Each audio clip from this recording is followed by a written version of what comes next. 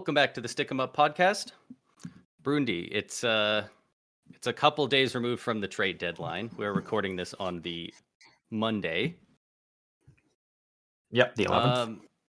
Yeah, there's still some trades we have to go over that we went over for the big ones. Went over the big ones already in our last episode, but we'll be going over a couple small pieces of news on this one, and then also the rest of the trades that were involving a lot of prospects or just not really big name players, but there are still quite a few of them. Yeah. We still got some trades. Obviously, won't be near as long as the other one went on for. We can. Do you want to start with the? I guess we'll go through the little bits of news that we had over the weekend. Might as well before we dive into the trades. Do you want to do the top one there? So that one kind of pertains. You probably know more about it than. Yeah, I was watching this one live.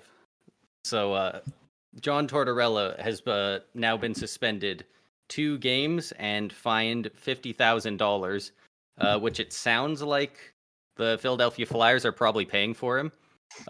For an altercation with the ref and refusal to leave the bench. Obviously, he wasn't actually fighting the ref, but he was. So for context, it was the Flyers versus the Lightning. Torts is obviously the coach of the Flyers, and it got away from them pretty quickly. About 5 minutes in, it was 2-0 Tampa. Then there was quite a bit of a build-up. There was 3 players skating into the zone, 1 Lightning and 2 Flyers, 2 of which, one on either team, are both number 23. There was a bit of interference. It's a bit of a light call, but they called it.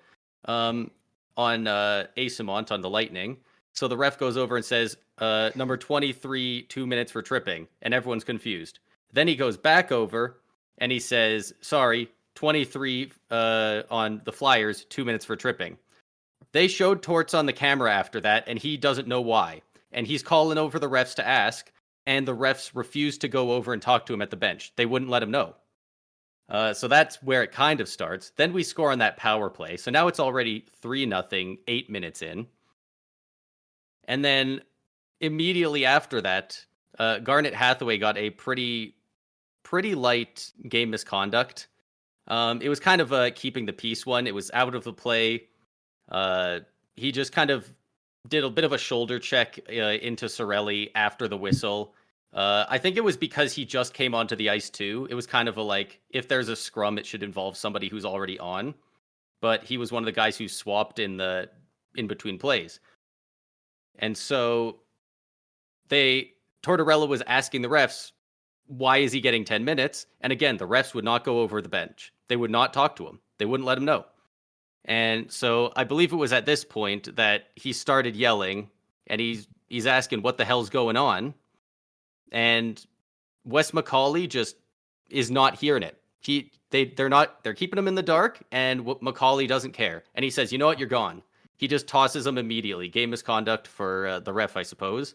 It would only count as a 2-minute minor for the bench, I believe, as far as it goes in the game. But Wes McCauley kicked him out, and he was telling the other refs to go tell him that. He wasn't going over there.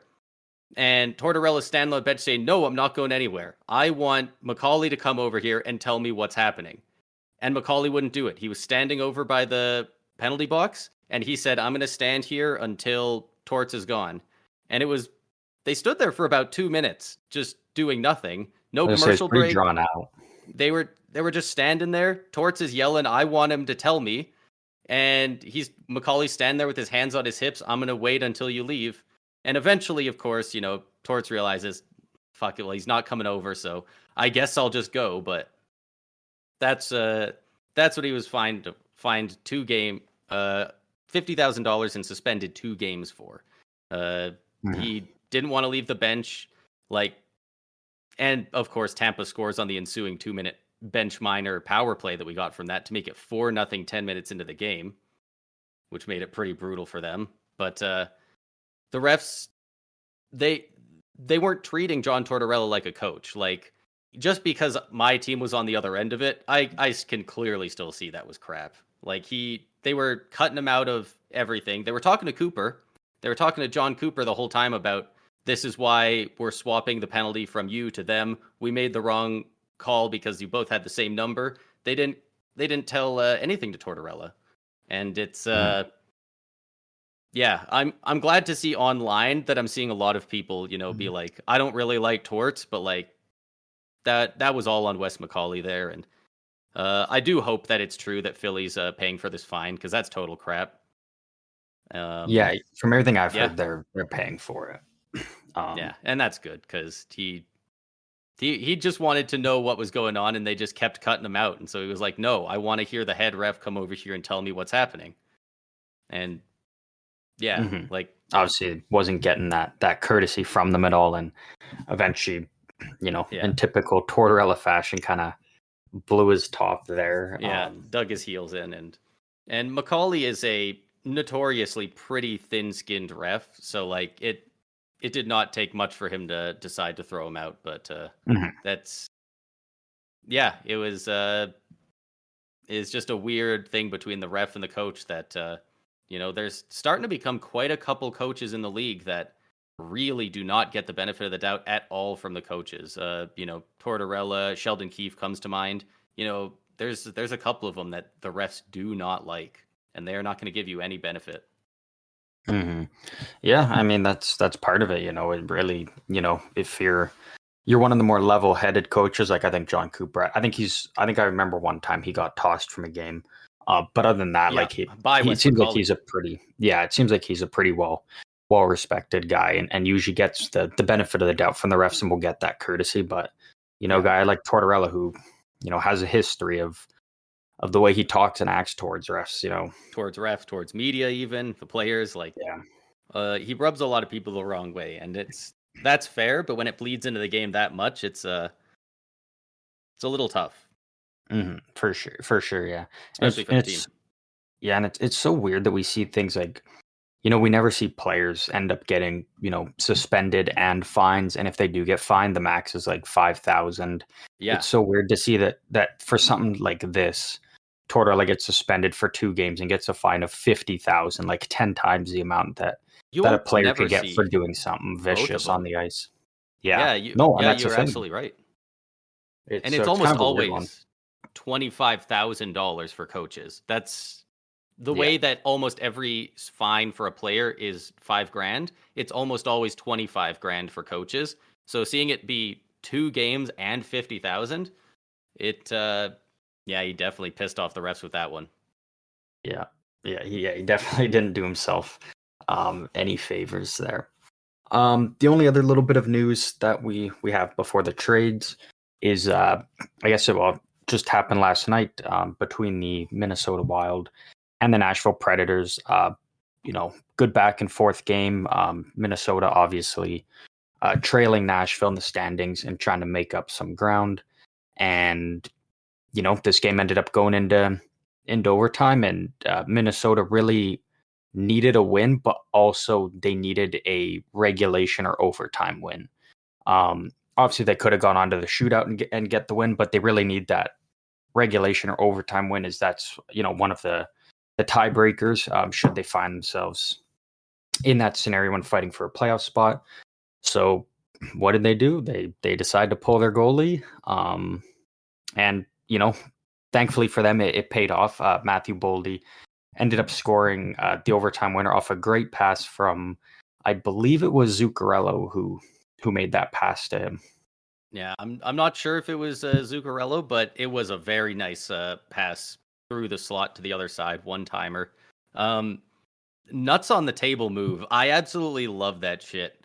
Just pulling the goalie in overtime to have a 4-on-3. Like, it was Zuccarello, by the way. It was okay.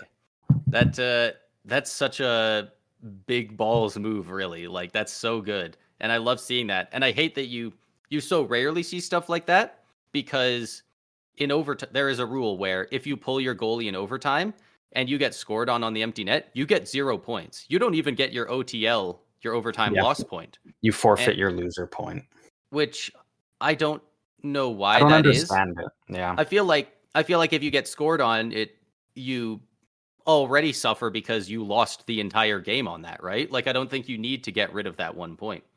Yeah, But I can't figure out why that's a rule. But I mean, I guess it is. But hey, it worked out for Minnesota because I can't remember any time that I've seen this happen before. So yeah, you don't see it too often. I know. I want to get the name right. I believe it is Sergei Fedorov. Does this a lot as a coach in the KHL. Yeah, it's one of those retired like Hall of Fame level Russian players from the 90s. They do this a lot in the KHL in overtime. They often pull the goalie, and it works fairly often. Like, I feel like I've seen quite a few clips of them actually, getting the 4-on-3 goal. And because over there they don't have the rule where you lose any of your points based on that. I don't even know what their point system is in the KHL, to be honest. But I'm not too sure. I've seen a couple clips of it happening in the KHL, and I've wanted it to happen in the NHL for a bit, but with that rule, I didn't think we'd ever get to see it. So that was a bold move, considering Minnesota. Not only, like, if they let in an empty netter, they lose that point. Nashville goes up 2, and that's the person they're directly competing with in the wild card spots. Like, that basically tanks your season. Yeah. But it worked. They got the 2 points, and maybe they can snowball this into some real momentum. Well, and that's the thing, right? You kind of look at it. It's like if Minnesota goes on, a run it and finds himself in a playoff spot, this is going to be the exact moment that started it. So, maybe it's some extra motivation for him, gets him a bit fired up and going. But I guess we'll have to kind of just wait and see on how that plays out for him. Yeah, it's we'll go over it near the end of the podcast, but the standings are starting to look real interesting. A lot of shakeups. We've even had one team that's been in the playoffs for multiple months, at least, dropped out of the playoff race, or not out of the race, but they dropped out of a playoff spot. Yeah. Recently, so it's looking tight. It's a really fun time right now watching the NHL. Yeah, it most definitely is. But before we get to that, all we got left, obviously this one, like we said, is going to not be anywhere near as long as our first part of talking about the trade deadline. So now we've kind of just got the smaller trades, so ones that don't really feature, those first round picks or anything, or those high impact players. But we still want to give recognition to some of the other moves that were made throughout the remainder of the trade deadline. Yeah, and I think some of these are really going to end up looking like steals, once the dust is settled on these playoffs and, a couple years down the road. I do think there were quite a couple small trades that could, help set up some teams in the future fairly well. Yeah. So starting off with the first one, we have the Chicago Blackhawks trading Anthony Beauvillier to the Nashville Predators in exchange for a 5th round pick in 2024. Beauvillier, I mean, former 1st round pick, scored one of the biggest goals in Islanders history. That actually ended up being the very final goal scored at Nassau Coliseum. Was part of the Bo Horvat trade, and then it didn't work out for him in Vancouver, so he gets sent to Chicago, and Chicago is nice enough to get him out of there and send him to Nashville. And it's not a surprise, Barry Trotz now is the GM of Nashville, and obviously he has a big soft spot for Beauvillier, so it's no surprise that he wanted to bring him into the fold there with Nashville. Yeah, that's one of the biggest takeaways I'm getting from this trade, that Beauvillier and Trotz are reunited in Nashville, and clearly he's coached him for years, so he clearly wanted him back because he can see the talent that he has, and he figures him and the coach in Nashville can turn him around. And like, if there's anyone who can do it, I think Trotz can Trotz can pull this off. Yeah. funny. It's funny you get those names mixed up because they're like the two furthest things from, in terms of how they are. Which they have funny. a very different coaching style, but like two letters changed in their name. But I like it for Nashville. No one thought they'd be in a fifth rounder. That's almost free. That's probably nothing. Yeah, and I mean, no one thought Nashville would even be in a playoff spot this year, and the fact that they are right now still, and they're buyers at the deadline, because we do have a couple more Nashville moves to discuss in a little bit. So it's kind of nice to see that they see themselves still as a playoff team, and they're willing to give it a go. I mean, why wouldn't they? They're 3 points ahead of the Vegas Golden Knights. Like, a bunch of people's picked to win the cup this year. They won the cup last year, and they're 3 points ahead of them, making them. Yeah, it's making Vegas look like they might have a tough road to the playoffs almost. Yeah. 8-0-2 in the last 10 for the Predators. I'm just going to throw that out there. Yeah, they've been on a bit of a hot streak. Next one, this one is, one of those really minor moves where there's not much to say, but just a couple of swapping of prospects. The Montreal Canadiens send Jan Misak to the Anaheim Ducks in exchange for Jacob Perreault. Really just swapping, young forward prospects, giving them a change of scenery, and maybe something can stick with one of them with these teams, and they can take that next step.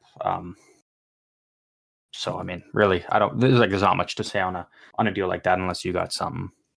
No, I very in passing have heard these names, but that's about it.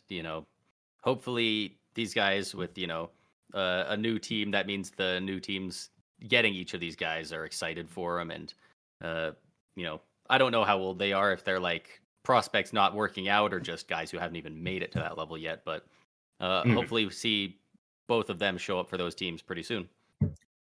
Yeah. Next one was kind of a big ad, I would say, for Edmonton, because I did need to add something on defense in one way or another.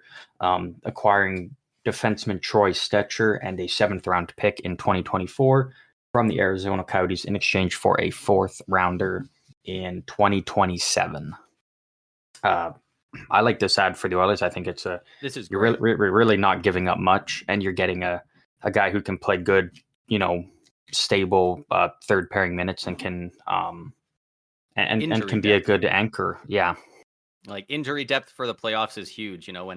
When Tampa won their back-to-back cups, we had like 9 NHL level defensemen waiting. We had 3 extra ones at least waiting in the wings.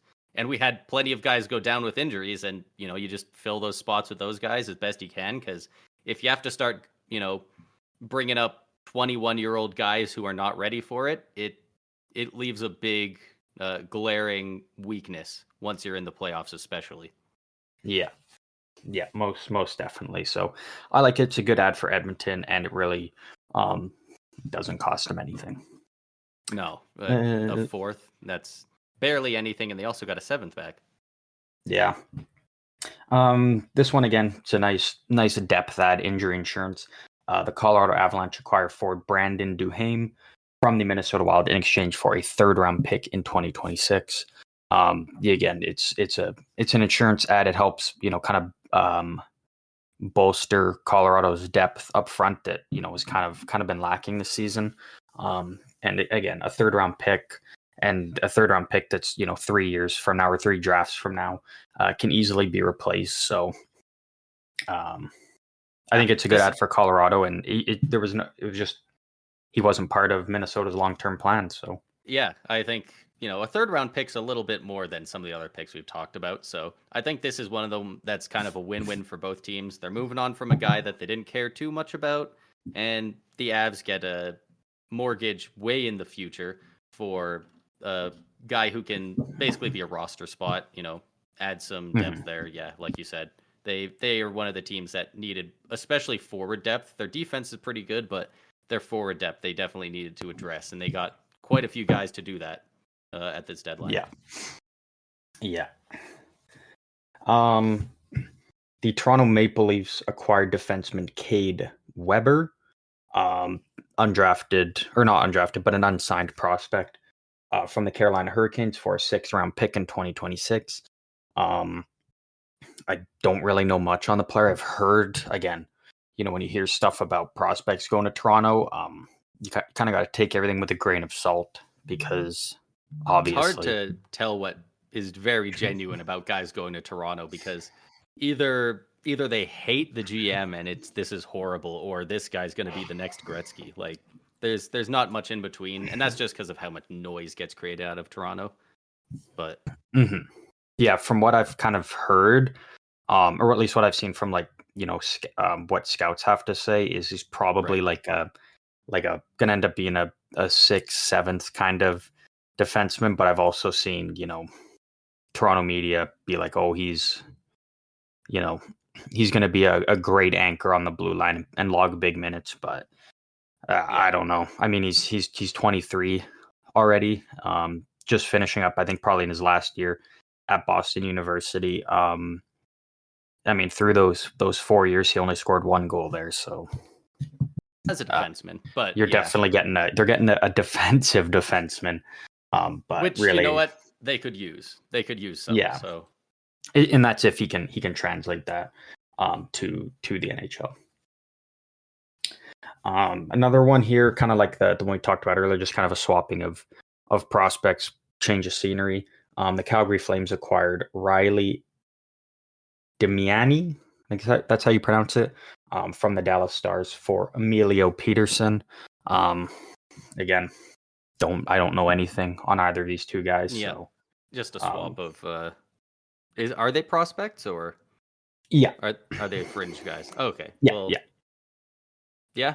It's Well, I don't even that, want to call them. I think they're like, those in that range of like the 21, 22, 23 years old. But, we saw a couple of teams last year make these moves, and those guys ended up making the jump this year or even last year after the deadline if they were going to a rebuilding team, and they took advantage of that opportunity. So, yeah, it's definitely one of those trades and there's going to be quite a few that we talk about this episode that are really trades that it's hard to judge much on until a couple years in the future looking back, because you don't know what these guys are going to turn into. Some prospects we know are going to be good, but a lot of them it's difficult to tell for sure. Yeah. The Anaheim Ducks acquired centerman Ben Myers from the Colorado Avalanche in exchange for a 5th round pick in 2024. I'm not totally sure why. I don't know if he really fits in long term with Anaheim's plans or not. It's nice Colorado get a pick back though, that they've kind of been dishing out left and right throughout the deadline. They moved a lot of picks out, so bringing some back in is fine. I don't know why Anaheim really needs this guy, but you know what? We'll see how he plays there. He's played 2 games with Anaheim, because I was like, I recognize his name and I know why. His first game with the Ducks, he was a -1 against Dallas. And then last night against the Islanders, he was a -3. I think he's taken on that kind of 4th line center role and really got manhandled by the Islanders' 4th line, who had a whale of a game last night. Yeah, and it's hard to judge too much on, especially because plus minus is already a weird stat to look at, but especially also when you're on because Anaheim is you can't look at any awful player on one of the bottom 5 teams in the league and look at their stats and go, that's who they are. Yeah, exactly. The New York Rangers acquired defenseman Chad Ruhwedel from the Pittsburgh Penguins in exchange for a 4th rounder in 2027. A lot of 2027 picks we've seen moved at the deadline, and for the Rangers, I mean, why not ship one out to get just that extra insurance on your blue line, when we know they're going to the playoffs, so it never hurts to have those extra pieces, and a guy who's got some playoff experience and whatnot can be a big ad for them. Yeah, it's a nice acquisition of more draft picks. I'm wondering if there's like any reason why so many teams are taking these far away draft picks, if rebuilding teams want them, or if they maybe just it was the Rangers being like, look, you're going to take this one from 3 years away, because maybe the GM at that point is like, I'm I might not be here at that point, in which case I won't care if they don't have those picks. Yeah. I'm not too sure. If anything, I feel like most of those 2027 picks teams get, they're just going to end up using to flip, the deadline next year to make a similar move to get that extra depth. But I'm not 100% sure why. Yeah. This was kind of a weird one because the asking price for him was a first rounder or at least a second rounder, and then kind of a mid-range prospect. The Nashville Predators acquired forward Jason Zucker from the Arizona Coyotes in exchange for a 6th-round pick in 2024. Absolute steal. Yeah, and again, Nashville is a buyer, and they're going all in, or as all in as they can given their situation. Yeah. And the Coyotes, I mean, I think they kind of just took the best offer that was thrown to them, and they kind of just said, you know what, he's not sticking around here, so we might as well get something back for him. And that ended up just being a 6th-round pick, but maybe Arizona can find a diamond in the rough with that 6, maybe. Yeah, it's kind of confusing to me because Jason Zucker is like a pretty decent player, right? Like Yeah, and he for plays a good style of playoff hockey. What was it, a 6th-round pick? Yeah, Like he easily could have got. I mean, even like obviously Ben Myers it's went not much for of an more. upgrade if you get a 5th, right? But like surely some playoff team would have given you a 3rd-round pick for Jason Zucker. Like, You would think so. no, maybe they just I would weren't doing their due diligence. Maybe they weren't asking around enough. Yeah. Couple moves here by the Philadelphia Flyers. The Flyers acquired Eric Johnson from the Buffalo Sabres in exchange for a 4th-round pick in 2024. Really, this is, I mean, like we talked about last episode, Buffalo's blue line is stacked on the left side, and Eric Johnson was just kind of the odd guy out, and Philly decided bring him in, good veteran, good leader, and can help kind of help with some of their younger players that they have coming up. Again, I don't know if he sticks around past this year with the Flyers, but for the rest of the season, he can be a good addition in the locker room for that team.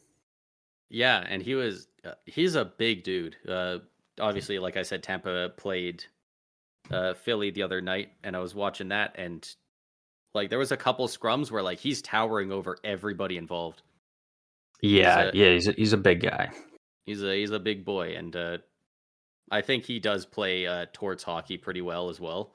So I could definitely see him kind of bringing up some of the young guys and teaching them a little bit, even if it's just teach them about locker room culture and kind of getting the team in a better headspace. Because a lot of guys like that, like it's hard as a fan to quantify what that means to a team, but by all accounts, it sounds like it's important, and it makes sense because if the team doesn't like each other, if there's problems in the locker room, usually that comes out after the team crashes and burns. So having those guys that are good behind the scenes and on the bench, it's intangible. Yeah, exactly. That's the perfect way to look at it there. The other move the Flyers made was they acquired forward Denis Gurianov from the Nashville Predators in exchange for Wade Allison. 2 guys who I think were mostly kind of just playing in the AHL for this year, and so just kind of a swap for guys and maybe give them a chance to see if something will spark for them. Kind of giving them a chance to maybe get some NHL games in throughout the remaining part of the season at least. Do you know much on Wade Allison? Wade Allison, I think he's kind of just more of a physical guy, I believe. Okay. Kind of could be a good 4th liner, just kind of crash and bash as far as I know. Okay, because I do know that Gurianov for a while was projected to be maybe a middle 6 forward for the Stars. They were pretty excited about him, and he's just it's never really translated to the NHL. So I was wondering if these were 2 guys that just need a fresh start, or maybe Nashville just really likes Gurianov. Was it Nashville that picked him up? No, he went to the Flyers. The Flyers, sorry. Yeah. Yeah, I mean, it's definitely a good call to get him to a team with a bit less depth than, of course, the Stars, who have so much depth. Yeah.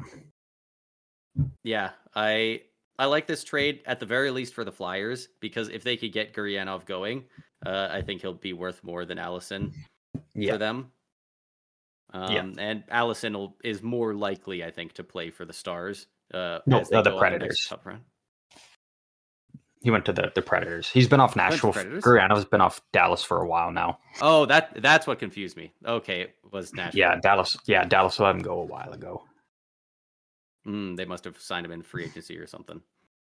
But yeah, Yeah. I mean, as long as he's going to a rebuilding team or a team looking to trend upwards, I like the move for him. Yeah, most definitely.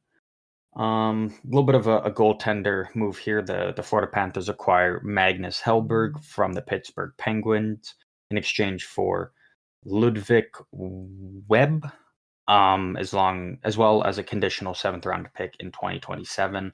I like this for Florida. I think they at least get a more NHL established goalie. But again, I don't think they really need him. They've already got a pretty full roster of goalies. So they've got a logjam of goalies, really. Yeah. Bobrovsky's been pretty good for them, and then they've got is it Anthony Stolarz has been pretty solid for him, to the point where Spencer Knight's kind of been chased out of the NHL. I mean, he's been. I suppose I think Knight is in the players' assistance program at the moment, if I'm not mistaken. But I do think that Stolarz has, at this point, has earned that backup spot, and Spencer Knight was not playing at the level he is. So for a team looking to win the cup this year, Spencer Knight might find himself traded sooner or later. Yeah, it's going to be interesting to see what Florida does, because I think in this offseason, I think they will have to make a move on one of their goalies, and obviously I don't think it'll be Bobrovsky, because that contract's not getting moved. Especially if they're planning on being a contender for the time they have, because their pipeline in terms of top end prospects and picks is not great. They're not going to retain $5 million to get Bobrovsky out of there. They're not going to waste $5 million when they need every ounce of cap that they need. That's it's weird, because that's a bad contract, but it's not one of the ones you bring up as a bad contract example anymore. Bobrovsky's been good enough that he's beat the allegations of it now. Yeah, absolutely. And thank God, because he was so good for so many years that his fall off was very strange to watch. Yeah. So it's nice that he's brought it back a bit, to the point where, the team with him can at least stomach to have that contract, because he's playing good. Yeah, exactly. We only have 3 more here. The Toronto Maple Leafs acquired forward Connor Dewar from the Minnesota Wild in exchange for a 4th round pick in 2026, along with Dmitry Ovchinnikov. I really don't know much about Ovchinnikov, but again, it's kind of a depth add for the Leafs. They really didn't make a big splash this year, so they kind of just made those depth adds and kind of fill out the holes on the roster. Really, it's kind of what I see from this move. Yeah, and I don't love the Leafs' chances this year. It's a very tough league right now to win the cup, especially in the East. There's a lot of great teams, but I mean, I've got used to saying that over the last few years, but the West has really picked it up in the last 1 or 2. It's very tough to win the cup right now, and I don't see them being able to get to much more than 1 or 2 rounds deep, but I still commend them. I still think good on them for buying at the deadline when you're clearly buyers. They're not sellers, and they need to try and put something together and win. They need to get the best out of an Austin Matthews potential 70-goal season. They do have a good group put together. A lot of the times it comes down to just getting hot at the right moment, and if they can put that together, Yeah. I mean, you can't just watch this deadline go by. So I do like the addition. Yeah, well, pretty much. I mean, we'll kind of talk about the standings a bit more in a sec. But from what we know, is basically Toronto's kind of got that third spot in the Atlantic Division locked up. You know, they're 10 points below where Boston and Florida is, but they're 10 points above Tampa and Detroit. So they've kind of situated themselves there. And a lot of, leading up to the trade deadline and whatnot, a lot of Toronto fans were saying, like, we'd rather actually have Boston in round one than Florida. And then right after that, they get dominated 2 times in the same week by Boston, losing both 4-1. So maybe that'll change things up for Toronto fans, and maybe they'll want Florida instead, which would be crazy as it sounds to want to go up against Florida with how good they've been. But Boston just has Toronto's number every time, it seems. And it's crazy because I'm of the same mindset as a Tampa fan. If we're in the first round, I want to go against Florida. And we match up so weirdly with Toronto that it feels like a crapshoot of who wins a lot of the time. And Boston, we've won a couple playoff rounds against them in recent years, but generally they've had our number pretty good. And we've, this year aside, for the last few years, we've done pretty good historically against the Panthers, and especially in the playoffs. And it's looking at their lineup, it is genuinely stupid to say that you would want to face Florida in the first round. Like, looking at their lineup and what they've done, they are an insane team. But I think playing Florida specifically, the team that we have on the Lightning really kind of rise up to the occasion and want to fucking beat the Panthers. And I think it brings out the best of the team, which maybe that's enough. It's hard to tell. Yeah, it's always kind of weird with those ones. The Calgary Flames acquired defenseman Nikita Ahotyuk from the San Jose Sharks in exchange for a 5th-round pick in 2024. Ahotyuk, is a good prospect. He was part of the Timo Meier trade. San Jose acquired him from New Jersey. I think he's got a good career ahead of him. Obviously, with San Jose, just too many defensemen in the pipeline there. For any Flames fans who know nothing about Ahotyuk, you can really kind of expect probably, a third pairing guy who just you probably get 4 or 5 hits a game from him, and 2+ shot blocks. He's really just go out there, hit block shots, and maybe score the occasional goal. But and that's have exactly a guy what like you that need from your third pair, right? Exactly. Like you're not looking for a John Klingberg. You don't need a big offensive defenseman on your third pair. So that I do like that pickup for the Flames. That was just the first offensive defenseman to come to my head. I didn't mean to call out the Leafs, who are probably running him on their third pair now. Nah, he's done for. He's not even playing anymore. Yeah, I guess. Yeah, but he's also one of those guys that, if you've got maybe like a Miramanov that they just picked up, who's kind of more of a offensively inclined guy, you could put a Ahotyuk with him, and I think he's one of those guys that could, with some development, could help elevate those offensive guys due to his steady defensive play. Yeah. And the last trade we have is the Winnipeg Jets acquired defenseman Colin Miller from the New Jersey Devils in exchange for a 4th-round pick in 2026. Again, it's a good depth add by Winnipeg. I don't really think he slots in on their defense all too much. I think maybe he could, be their 6th guy, or potentially maybe just end up being their 7th guy come playoff time. But at the end of the day, it's a good addition there on the blue line for the Jets. Yeah, it's they're them just getting a lot of depth. I think the Jets did a really good job at the deadline. I think they picked up what they needed to when they needed to, and they really at this point don't have any holes on that team. Yeah, and no. They it's just trades like this, they're not paying too much, just another body to throw in there. Yeah.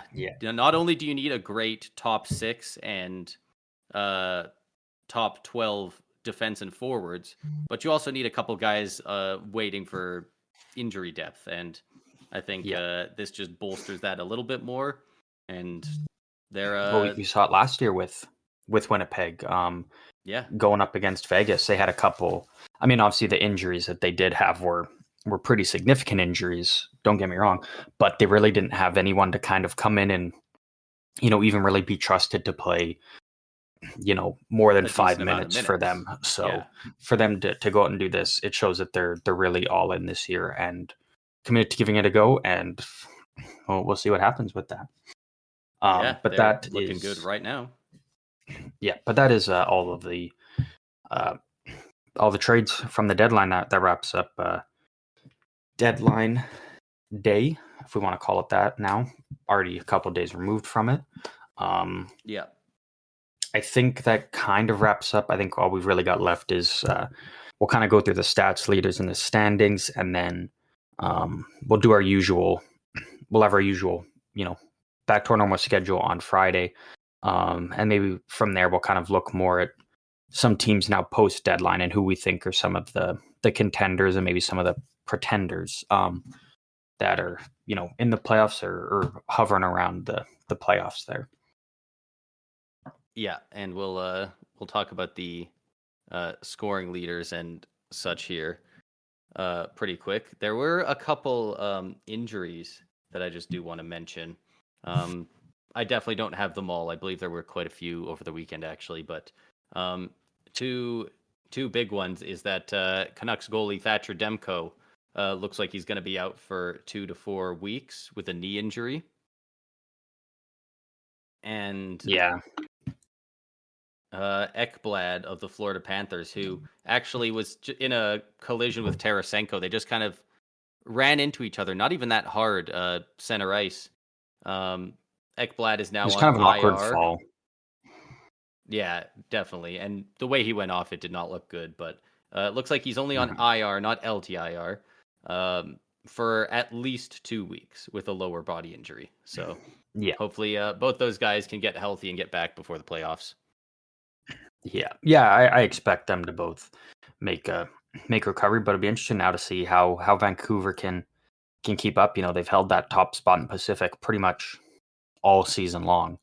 So it'll be interesting to see if they're able to hold on to that spot with Demko, or if maybe without Demko they start to go on a bit of a skid. It'll be interesting to see how they kind of face that little bit of adversity.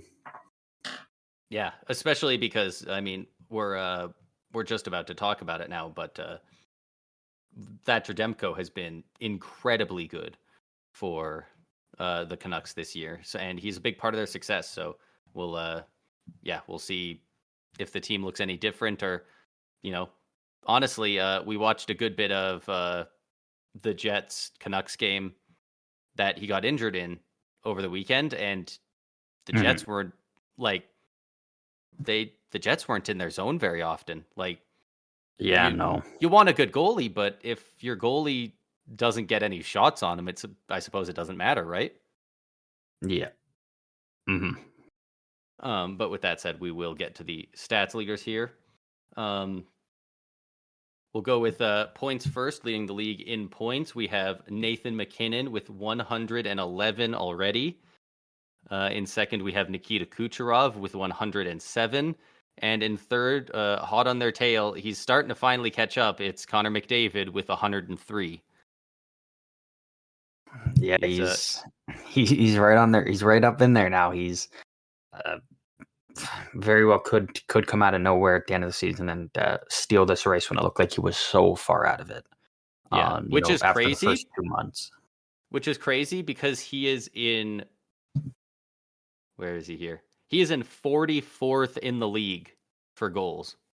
Yeah, he's like what, 21, 22? 24 now. 24. And he has 103 points. Yeah. But for the league leaders in goals, we have Austin Cheeks Matthews, of course, with 54 goals. Down in second, we have Sam Reinhart with 45. And in third, we have Zach Hyman with 43. Yeah, I mean, it looks like how many people had Zach Hyman and Sam Reinhart hitting 50 goals on their bingo card? Like it's not crazy, but obviously playing with Connor McDavid really helped Zach Hyman, has elevated his game so much, and especially his point totals. I saw a graph the other day that I guess not really a graph, just like, I don't know, a picture, an infographic, if you will, that just has the dots in the offensive zone, and these are where Zach Hyman scored all his goals this year. And it was just, you couldn't even see the crease because they were all covering it. Yeah. I think he had one goal above the circles and like 4 goals from inside one of the circles. And other than that, every other goal has been right in front of the crease or in the crease. Yeah, he's just fighting for those loose pucks, winning those net battles, and getting those backdoor passes from McDavid. Like, yeah. And you know what? People can say he's not skilled, and you know what? Maybe he doesn't have to be. You have to just be smart enough to put yourself in the right spot. Yeah, you know what? If you're getting 40, it doesn't matter who you're playing with. If you're getting 43 goals, probably hitting 50 this year in the NHL, you're doing something right. So yeah, absolutely. But that will cover it for the players. Moving on to the goalies, we have goals saved above expected. These are all with minimum games played of 38. In first, we still, of course, have Connor Hellebuck with a 27.9. Thatcher Demko in second with 20.4, and Sergei Bobrovsky with 18.3 goals saved above expected. And for save percentage, it's a little bit different. Connor Hellebuck with a 921, Joey Decord with a 919, and Sergei Bobrovsky with a 918. And then Thatcher Demko right below with a 917. So it's if you're just looking at the save percentage, it's a pretty tight race for which goalie's doing best. But you look at some of the advanced stats, the goals saved above expected and all that. Connor Hellebuck has absolutely saved the Winnipeg Jets team that didn't. It almost looked like they were going to tear it down and rebuild at the start of this year, before they re-signed him and Mark Scheifele. Mm-hmm. Yeah, and they're looking like a wagon now. Yeah, honestly, yeah. I think that kind of wraps up everything. As far as I know. Oh, and then we just have the league standings.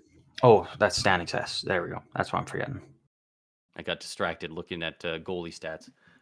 In the Eastern Conference, heading out the Atlantic Division, we have the Florida Panthers with 92 points, the Boston Bruins with 91, and the Toronto Maple Leafs with 82 points. In the Metro Division, we have the Rangers with 86, the Hurricanes with 84, and the Philadelphia Flyers with 74 points. In the 2 wildcard spots there in the East, we have the Tampa Bay Lightning with 74 points, and the New York Islanders on a 6-game win streak have 72 points and are in now. They are tied in points again with 72 with the Detroit Red Wings, who are on a 5-game losing streak. So they're really swapping spots there. Yeah.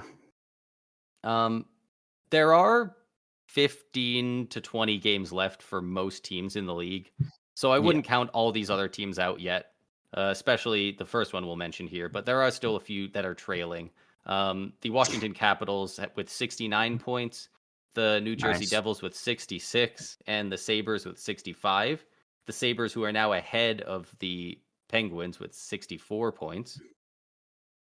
The Penguins, I think, are done. We talked about it, like a week and a half ago. Yeah, and I don't think the Sabres are going to make it either. Yeah, no. It's really, and I think the Devils, I still don't think they do. I think it really comes down to the skill to, but I haven't seen any reason to believe that they're going to turn it around exactly soon enough. Exactly. I think it's really going to come down to a fight between, the Flyers, the Islanders, Tampa, and Detroit is really kind of those 4 teams, and one of them ultimately will miss. I'm going to throw Washington in there. They're only 3 points behind the Red Wings and Isles. and Yeah, they're they're still in it. 7-2-1 in their last 10. Yeah, they're definitely making a case that they could find their way in there still, especially with how good Charlie Lindgren has been playing for him. Yeah, very underrated season from Charlie Lindgren over in Washington. Yeah. And then over in the West is it's not as much of a close race as we have in the it's East. Not. But I tell you what, if Vegas loses a couple games in a row, it might be. In the Central Division in the Western Conference, we have the Dallas Stars with 89 points, the Winnipeg Jets with 85, and the Colorado Avalanche also with 85 points. In the Pacific, we have the Vancouver Canucks with 91, the Edmonton Oilers with 81, and the LA Kings with 75 points. And then the two spots in the wild card are the Nashville Predators with 78 and the Vegas Golden Knights with 75. Yeah, so they're tied with Alex, so they're right in there with the Kings. And I expect the Golden Knights to jump over the Kings, and then the Kings are in that wild card spot, in a week or two. I think that's realistically how it should go, but I guess you can never know for sure. But I don't expect Vegas to fall out of the playoffs by any means. I think, but it'd be so fun to watch. 100%. But I think kind of right where we're at. I think the teams that are in those playoff spots in the West I think those are the teams that we're gonna see. And I really do think if a team falls out of the playoffs, it will be the LA Kings. But again, that requires Minnesota or Seattle or Calgary or St. Louis, one of those teams, to go on quite a bit of a hot streak here. Yeah, and like we said, the LA Kings have 75 points, so they're in a divisional spot at the moment, but they actually have less points than the Nashville Predators at 78. So yeah, if they fall out of the divisional spot, they go right to wild card 2. The Predators, we thought they were going to be rebuilding. They're above the Kings and the Knights right now. That's crazy. Mm-hmm. That's crazy that they've put together such a good season in Nashville. I would love to see the Wild go on a bit of a run, the Wild or the Kraken making a run and really putting some pressure on the wild card teams in the West. But yeah, like you said, Blues, Flames, Kraken, Wild, unless any one of them goes on a massive winning streak here, it's looking pretty locked in over in the West. Yeah, and that's kind of the way I'm looking at it. Yeah, and also to note, the Chicago Blackhawks have been mathematically eliminated from the playoffs. Yep. Yeah, that they have. Yep, early March it starts happening. The San Jose Sharks could still make it if the wildcard teams lose all their games and the Sharks win 19 in a row, they could pull it off. Yeah, that ain't happening. They'll be eliminated by tomorrow once they lose one more game in there. They're eliminated. So yeah, not expecting anything there. They are currently tied, for those wondering, in the Celebrini sweepstakes. The Sharks and Blackhawks both with 39 points. And who's the next lowest in the league? It is the Anaheim Ducks with 49. So yeah, it's really San Jose and Chicago are the clear bottom of the barrel in the league right now. Yeah, and man, would it suck to see the Sharks not get Celebrini, not only because of his history with the team and the area, but also who wants to see the Blackhawks win it again? And then the Ducks, they just have so many good prospects. They don't need another one, man. Especially another center. They already look like they're going to be monsters in 5 or 6 years. Well, and Trevor Zegras is already getting kind of pushed out of Anaheim because they have so many centers. Now you had Celebrini. Now who do they push out? Yeah. You push out Mason McTavish all of a sudden, or what? Or do you force one of these guys to go and become a winger now when they're naturally better as a centerman? It would be interesting to see how Anaheim would handle it, but I don't want it to happen with Anaheim. Well, you know what? If they're good enough, you know what? You just run Olympics rules, you know? If Crosby's going to be the center, McDavid goes on the wing. If Leo Carlson's that good, maybe you throw Celebrini on the wing or vice versa, because how many guys can you push down to the second or even third line if they have that much depth, right? Well, exactly, right. That's what it would come down to is who's best fitted to take the leap over and become a winger instead. But I think that kind of wraps up everything we had for this episode. So once again, thank you to everybody for listening to yet another episode of the Stick 'em Up podcast. As always, we will be back on Friday for our regular scheduled episode. We probably won't have a whole lot of news, so we'll come up with some fun things we can do in that one. But as always, feel free to throw us a follow over on our socials, both Instagram and Twitter at SEU Hockey. We're getting more active on there. So as always, feel free to send us any questions you have or just anything you want us to talk about that we may have missed. Yeah, it's a lot of fun. It's a lot of fun talking to people on the social media. We've had one or two reach out, not too many, but when they do, it gets a good conversation going. And I definitely don't think we're going to right away. Maybe we'll get it going in the off season or something. But we are toying around with the idea of creating a Discord. If there's enough people who would be interested in joining a Discord where you can basically just a big group chat where people will talk about hockey and you can have the different channels, or maybe we'll make different channels for teams if there's enough interest from different fan bases like that, stuff like that. So if you have Discord and you like the idea of that, let us know on our Twitter, because we might make that soon. Yes, yeah, for sure. That's definitely something that can be in the works, depending on feedback we get from you guys, because as always, your feedback is kind of what drives us in the direction that we go in. But as always, thank you to everybody once again for listening, and we will see you guys on Friday.